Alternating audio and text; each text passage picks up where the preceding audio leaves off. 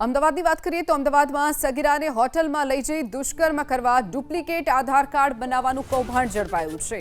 વાસણામાં 52 વર્ષીય આધેડ પરિવાર સાથે રહે છે અને લારી ફેરવીને વેપાર કરે છે। 19 માર્ચે અજાણ્યા નંબર પરથી ફોન આવ્યો કે તમારી 15 વર્ષની દીકરીને વાસણા પોલીસ સ્ટેશનમાં લઈ જવાઈ છે। આથી આધેડ ત્યાં પહોંચી પુત્રીને પૂછ્યું ત્યારે જાણવા મળ્યું કે મોહમ્મદ સિરાજ સલમાની નામના યુવકના સંપર્કમાં તે આવી હતી અને બાદમાં બંને અવારનવાર મળતા હતા અને હોટલમાં જવું હોય પરંતુ નાની ઉંમર હોવાના કારણે હોટલમાં રૂમ ન મળતો હોવાથી મોહમ્મદ સિયાજે તેના મિત્ર અરવિંદ ચૌહાણ પાસેથી ખોટું નામ અને ખોટી ઉંમરનું ડુપ્લિકેટ આધાર કાર્ડ બનાવી આપ્યું હતું અને બંને હોટલમાં જવાનો પ્લાન કરતા હતા ત્યારે જ પકડાઈ ગયા હતા।